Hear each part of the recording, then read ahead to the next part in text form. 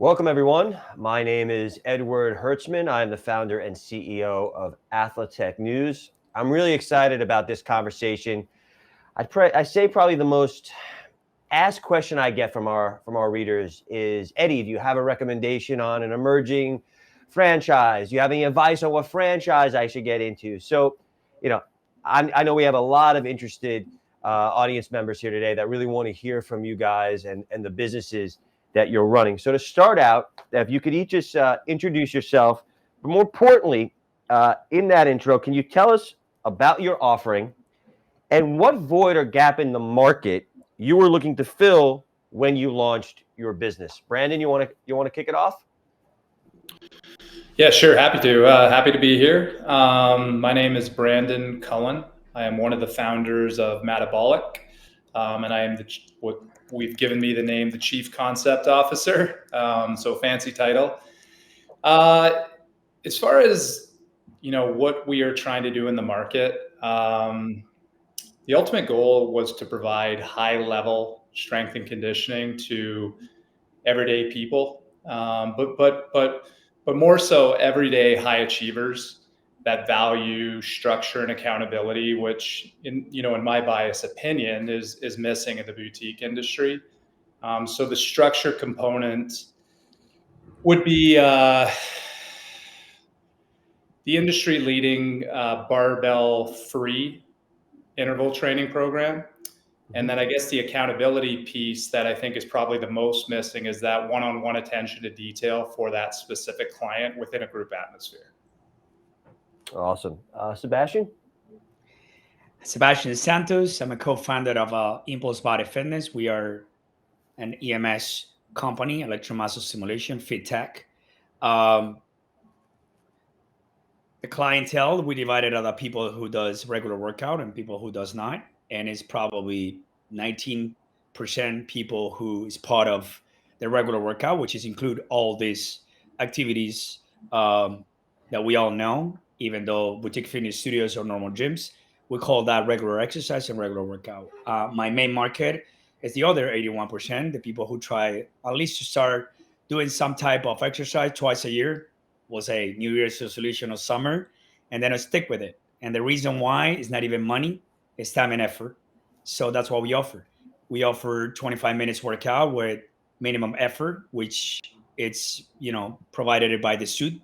And we always said that the suit does the workout for you. We generate involuntary contractions to a technology that we can explain further.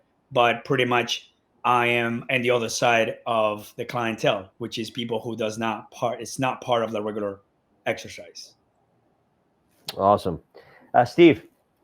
Edward, first of all, thanks so much for having us and putting this together. Great panel. Excited to be a part of it. And Brandon, I love the branding. I don't know who came up with that, but if that was you, kudos. Just a great name, kind of gets at the heart of what you're trying to do. And I think people today are very concerned about metabolic health, and you kind of played off that. So love that. I'm co-founder of Restore. We have 220 locations across the country. My background real quick, I'm a geeky engineer by training, started a company when I was pretty young called Mitos. We made all the back-end systems that were used to manufacture vaccines, biological drugs, sold that, shortly after selling that, founded a company called Dream It. At Dream It, we became the second most active healthcare investor in the country. And through that, Restore was kind of born out of this understanding that the consumer's behavior was changing just at a massively rapid rate. And I think we are on the third wave of kind of the consumer learning their decisions today not only affect them today, but affect them long into the future. So in the 80s and 90s, you saw the rise of health food. Prior to that, nobody had really, the idea of a term health food didn't really exist. Over the last 20 years, you've seen the rise of boutique fitness and big gyms in general. And I think right now you're seeing the rise of wellness, which is this understanding that the decisions I make today, I can influence those decisions, and it's above and beyond just my exercise, which is critically important. It's above and beyond my food, which is critically important. It's a more holistic way of viewing things. So when Jim and I started this out, we had a pretty strong feeling that the consumer was moving in this direction, and we were going to be there to build something big and scalable nationwide that could address that consumer's needs so they could live a longer, healthier life. Steve, as a follow-up to that, how often do members come into your facilities? Is it like a gym, they're coming in 4, 5, 6 times a week? And how do you encourage them to come in more often? Yeah, so it's a great question and a little bit of a loaded one, which is our clients that come in. The first thing they do is they sit down with a client service rep and really understand why they're there. And those needs can be drastically different. If somebody's suffering from rheumatoid arthritis, their need state, their plan is very different than somebody that is focused on athletic recovery. So it ranges all over the place. That's why I'm hesitant to give an answer. Our average member comes in 5 times a month, but that there's the bell curve is quite wide on that as well. So as far as trying to get them the courage to come in more often, really what we're trying to do is make sure that we have a plan that is aligned with what they're trying to accomplish within their goals. Sometimes that is coming in once a month. Sometimes that's coming in once a day. So it's really based on what the client's needs are. Brandon, we've seen you grow so quickly. The industry has seen you grow so quickly this past year. What is it about metabolic workout that is so attractive to both its members and the potential investors out there that are opening, franchises? That's also a loaded question to borrow from Steve there. I think it's what we do and what we've always done, which is strength bias, interval training, and the way that the industry is trending towards strength training. But I also think there is a refreshing, and you could look at this a couple different ways, is just our tone. It's popular to be the program for everybody today. Like from a human side of things, I get the inclusive approach. I just don't personally love it as a business model. I think it's a very crowded space being the gym for everybody. So I don't want to, I might be biased to what we do. I don't want to say better or best and these kind of terms, but I do think there's a unique spot in the industry for the person looking for a little bit more, the high achiever that likes to have that third space to sweat beside like-minded people. And they might not necessarily need a high five to get through their day. And I know why that works. I'm being very delicate with my wording here. I just think there's a nice opportunity to shoot to do something different. And I think that's what's becoming, like, it's a perfect storm, right? It's the strength trending and then a little bit of our tone too. No, I think that's very well said. Sebastian, are you, maybe another loaded question. Are you a supplement? Are you a supplement or a replacement to going to the gym? And the second part is, I'm very curious what the conversion rate is. Once someone comes in to a studio, puts that suit on and tries it, how many of those people are becoming actual members? Okay, they get sold. Okay, they want to keep coming back and doing that. All right, so I'm going to divide it in two. The first question, if I am replacing, I don't think so, because you have a type of client and they know, my colleagues there, they know that there's clients who are like stick with one activity. There's some of them that do 2 to 3 memberships in different places. I always talk about that with Alberto, with Perman, about the client, etc. But if you ask me who's my main client, again, it's the client who have been trying going to the gym and do regular exercise forever, but they never stick with it. The numbers are not going up in regular exercise in the last few years, probably 1 or 2%, but not that much. We're not looking at 80% of the people or 8 out of 10 people does regular workout. That's not happening. The reality is like probably 20 to 25% what happened with the other market. And that's my main concern. Don't forget, I'm coming from Latin America and I've been all over the place for 20 something years. So that's one thing. So we don't replace the gym. We actually, for some of those clients, we're a complement. Remember, EMS is coming from medical field and it's being used for rehab.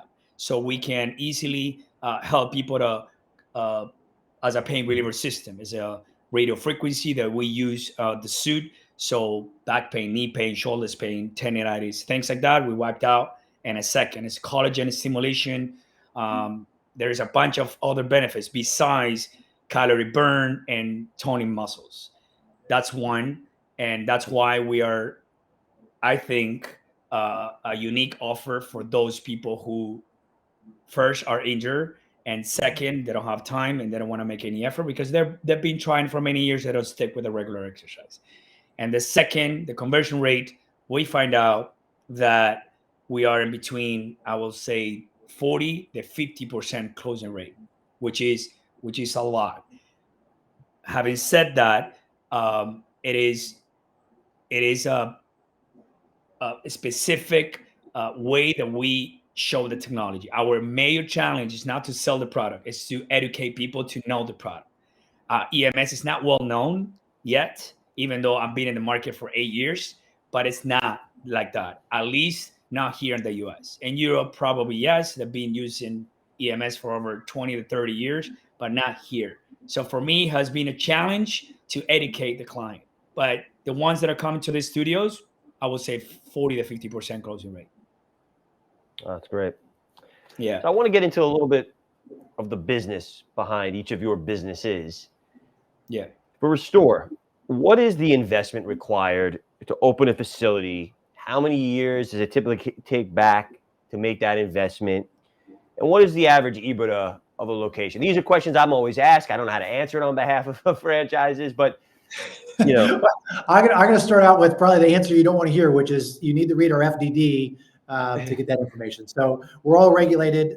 One of the great things about America is the regulation in the franchise business. We're all regulated by different states and the FDD process. So I suspect nobody here is going to answer much on that regard.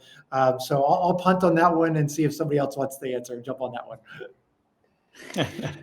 No, I back them up. Yeah, I mean, we got to be careful with earnings claims and projections and making certain things back in a specific time. I might be able to attack the question a little bit differently, like how we would approach a deal or a franchise partner. So any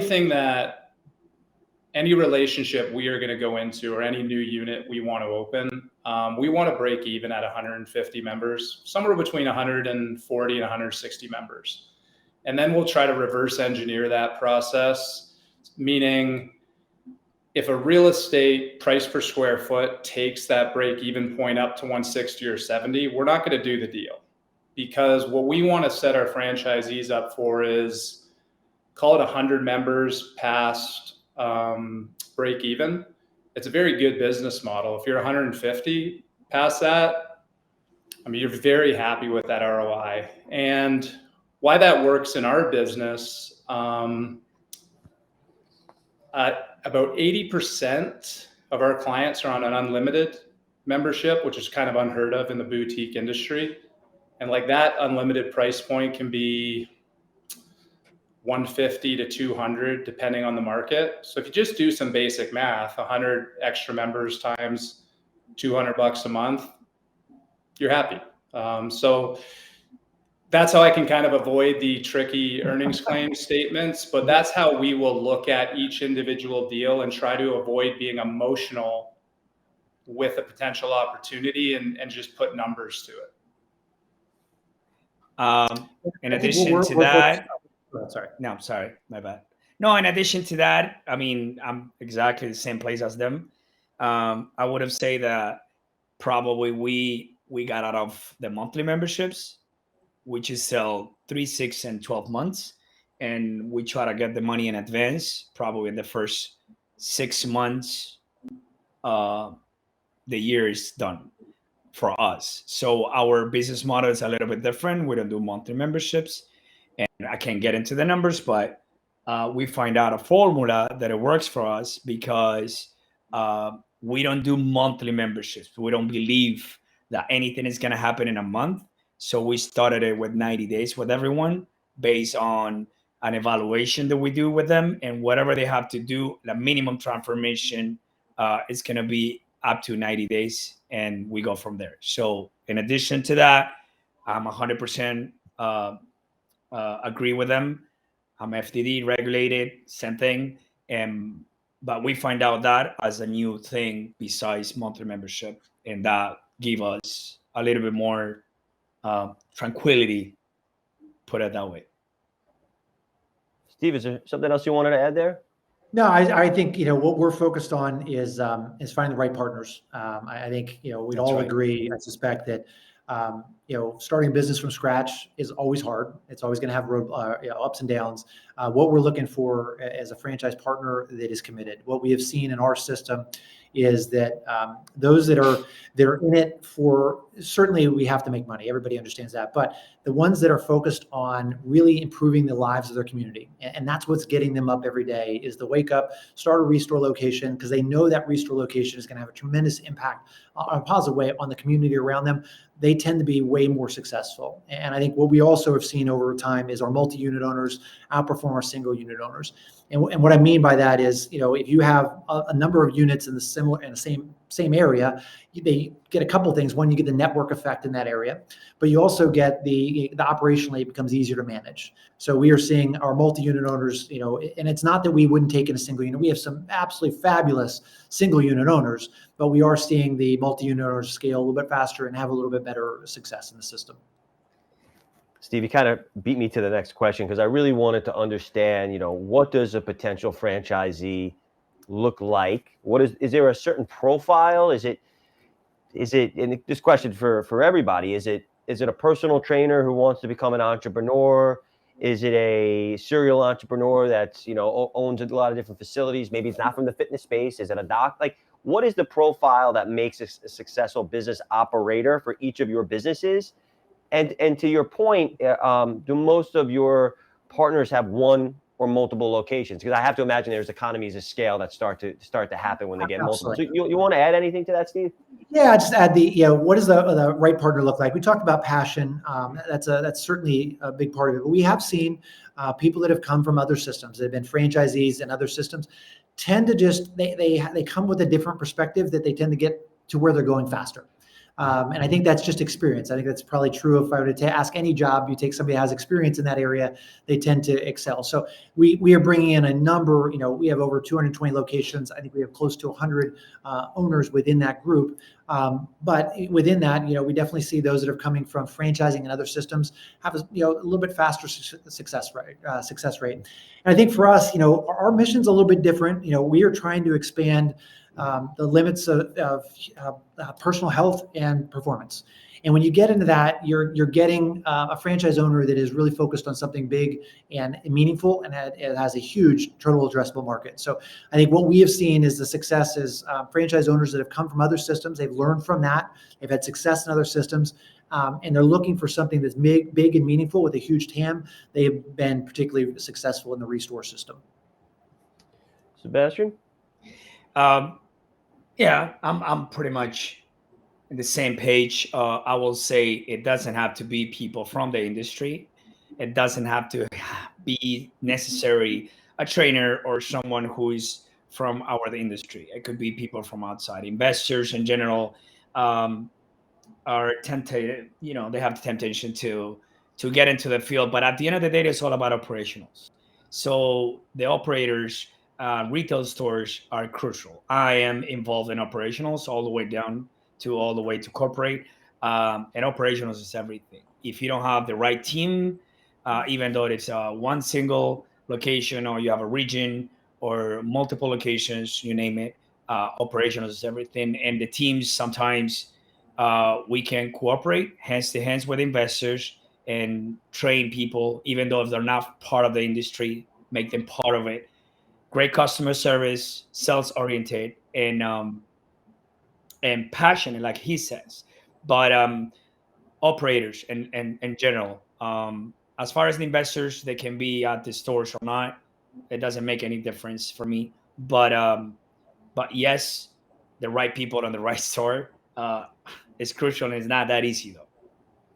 Yeah, Brandon, I'd love to hear your take on this, because the one thing I could say, and I'm relatively new to this industry, is the fitness and wellness space does not lack passion.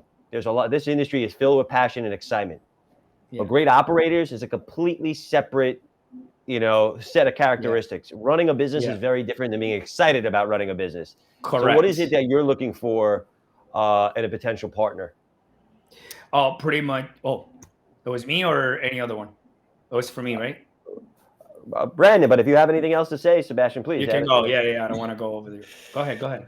Well, I'll probably say the unpopular thing. This is the Disrupt conference, right? But I think we would all agree on the call. It's the willingness to follow the game plan. I mean, like you think that would be the easiest thing. But all of us have put these systems together based on successes and failures before we drip them out to the franchisee. And that's the interesting thing about the franchise community. It's a franchisee running a business within a system. And there is a lot you can control, but there's a lot of things too that you can just provide best practices, how to hire, put the game plan in play and ask them to follow it. But you can't be in their gym running it.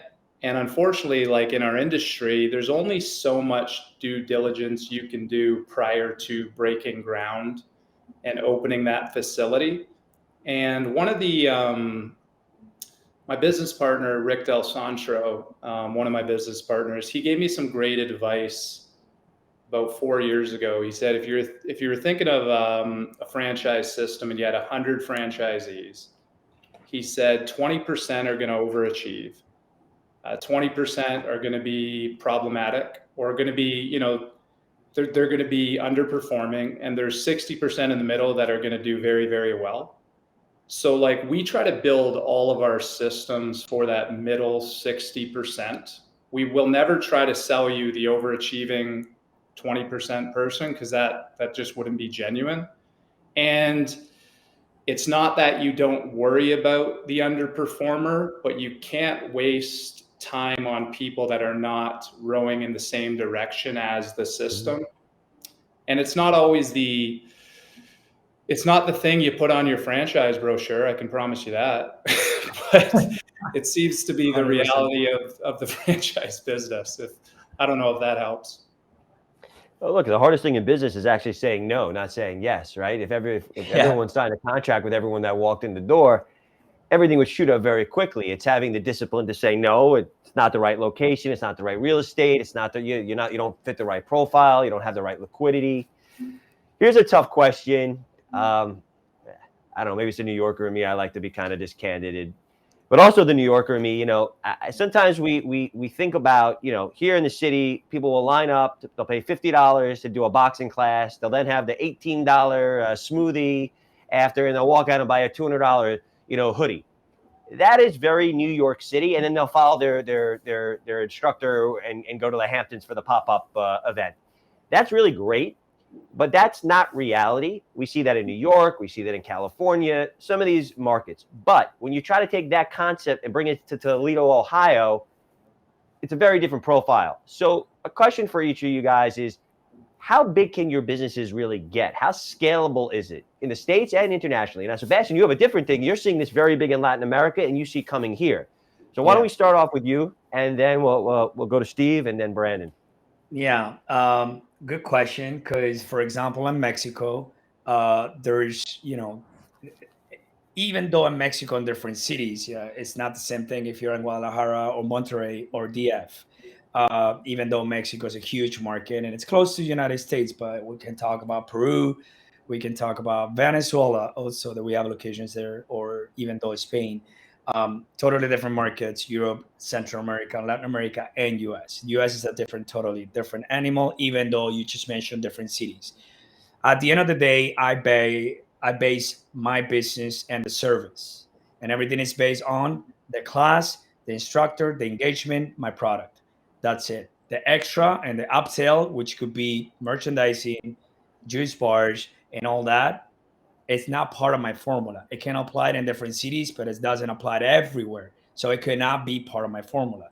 So some of the stores have an extra income or upsells with other stuff. Some things that apply in one city does not apply in other places. And even though pricing, we don't charge the same thing in dollars than euros than pesos in Mexico. So we try to go here and there. Probably what I lose, and this is good for you guys, what I lose in income, I save that money in operationals, because my cost of operationals, labor and rents in Latin America, it's probably 30 to 35% less, which is the money that I lose charging people in classes. So balance it out. But again, you're right. what happens in New York does not happen in Texas, or does not, or maybe even though Miami is different. I don't know. For me, it's based on the core of my business, which is classes, packages, service, the suit. That's it. The rest, upsell. If it's there, better. If it's not, the business has to survive anyways. So Yeah, Steve, you said for us, 200. yeah, there was an aha moment for me in this whole business, which was, we launched in Austin, Texas, and pretty quickly learned it was going to work in Austin, Texas. And candidly, we had a pretty good feel it was going to work in New York and LA and Miami. The question was, we opened up, I think our studio number 14 was Lancaster, Pennsylvania. Lancaster is an hour and a half west of Philadelphia, and it just blew the doors out. And that was the aha moment that the problems we are addressing are universal. Pain, discomfort, loss of energy, the desire for longevity. These things don't discriminate based on income. They are universal, and we have found over the years that Rogers, Arkansas works as well as Manhattan. Wichita, Kansas works as well as LA. Now, within that, what we've done, I think, a really good job as an organization is we've created what we call freedom within a framework. Not our term. It's that we certainly didn't come up with that, but the concept was, we want to empower the local franchisees because pricing in Manhattan looks very different than it does in Rogers, Arkansas. So what we've done is we have a tier system that they can select. There is a framework there, so they can't go rogue and kind of create their own pricing, but there is a lot of tiers that allow them to select based on their individual market. Their ability to do promos is based on their individual market, knowing what the market conditions look like. And I think that's why we have been so successful in 40 different states.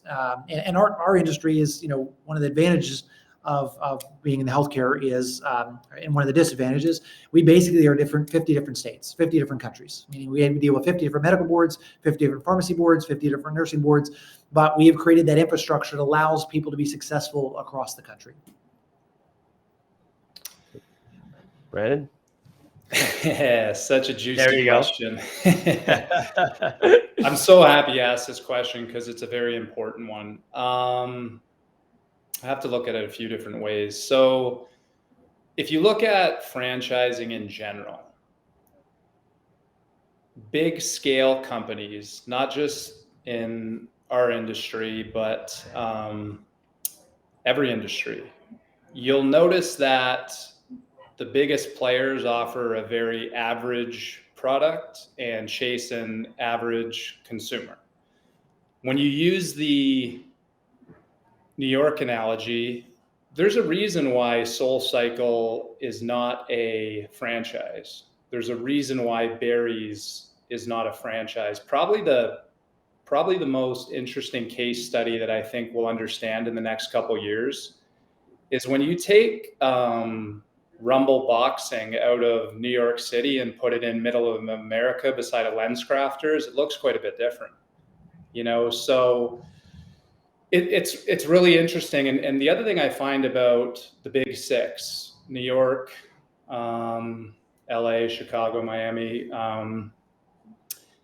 if you built your product there and were able to rely on celebrity and foot traffic, it's very different going to the B+ cities, like Steve said, Austin, Charlotte, Nashville, Denver. You don't get to rely on foot traffic. You actually need to perform, and no one's that attracted to celebrity. You actually have to deliver. So I do think there's a ceiling on our brand. I really do. Our ultimate goal is to isolate the top 50 markets in the United States, and based on not demographics, psychographics, drop 2 to 5 units. We're not chasing 500. We're not chasing 1,000 units. We want to land in markets and be known as the top training facility in the market, and that brings a ceiling. Our core customer is a 25 to 45-year-old high achiever. That's in specific places. And we are well aware of that, right? The one thing I don't know is if you do 100 well, do you become more of a household name that when you land in a smaller market, people know you're coming? It's not a goal, but that could be that second layer of scale that we'll look at when we get there. Right now, it's just to prioritize the best markets with our customer avatar in it, and then see where it takes us. Brandon, I think I'll there's that discipline, because that is what we have seen with other concepts, other competitors, and is that lack ability to stick with that plan and just kind of, hey, somebody wants to buy, let's sell to them, they'll go to that area.